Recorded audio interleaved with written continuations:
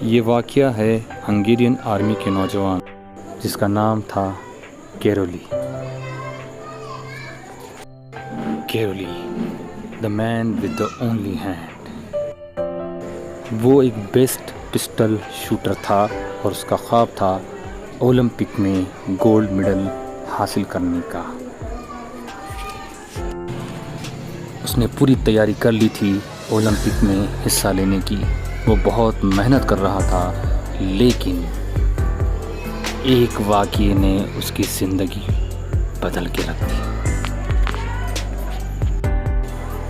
1938 में आर्मी का training camp चल रहा था। उस वक्त तमाम फ़ौजियों को हैंड ग्रेनेड हाथों से फेंकना था। हैंड ग्रेनेड फेंकते कैरोली के हाथों में हैंड ग्रेनेड फट गया और उसका हाथ कंधे से उखड़ गया। अब वो एक हाथ के साथ अपने ओलंपिक के ख्वाबों को चूर चूर होता हुआ देख रहा था। हाथ कट जाने की वजह से कैरोली बहुत ज़्यादा गुस्से में था। उसकी समझ में नहीं आ रहा था कि वो करे क्या, क्योंकि उसका ओलंपिक जीतने का या ओलंपिक में शरीक होने का ख्वाब अधूरा रह गया था। लेकिन कुछ महीनों के बाद उसने सोचा कि मेरे पास एक हाथ नहीं है तो क्या हुआ, मेरे पास दूसरा हाथ तो है।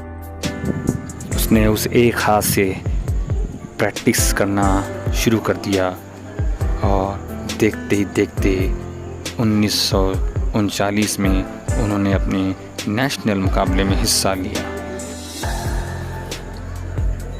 ठीक एक साल के बाद 1939 में जब वो मुकाबले के लिए आया तो उसके दोस्तों ने कहा, क्या तुम हमारे मुकाबले में हमारी हिम्मत बढ़ाने के लिए आए हो?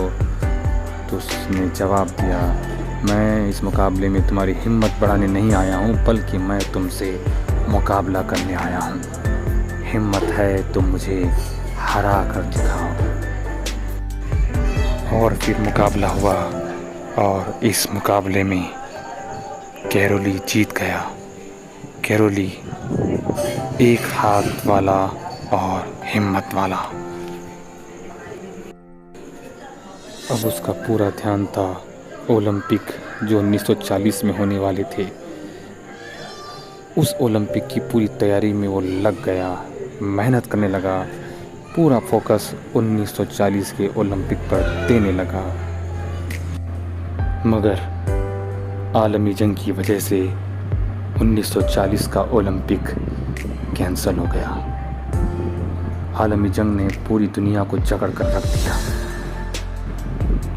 अब कैरोली फिर से फ्रस्ट्रेशन में चला गया। उसे गुस्सा आता गया कि उसकी पूरी मेहनत बेकार हो रही है, मगर अब भी उसने हार नहीं मानी।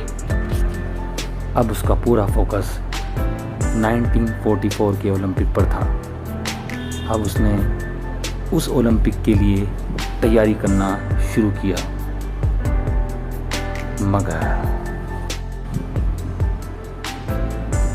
दूसरी आलमी जंग 1944 तक चली और वो भी ओलंपिक कैंसिल हो गया। कैरोली फिर से परेशान हो गया, फिर से गमगीन और गमज़दा हो गया। उसे समझ नहीं आ रहा था कि वो करे तो क्या करे, क्योंकि हर ओलंपिक के साथ उसकी उम्र भी बढ़ती जा रही थी और ताकत भी ख़त्म होती जा रही थी। अब वो परेशान हो चुका था, लेकिन अब भी वो हार मानने को तैयार नहीं था। अब उसने फिर से तैयारी की और आखिरकार 1952 का ओलंपिक आया और उसने उसमें शिरकत की। और Caroli, the man with the only hand, ये गोल्ड मेडल हासिल कर चुका और ये जीत गया। इस वाक़ये से हमें ये सीख मिलती है कि जिस्मानी तौर पर हम कितने भी कमज़ोर क्यों ना हों, ज़हनी तौर पर कमज़ोर हुए तो हम ख़त्म हो जाएंगे, हार जाएंगे।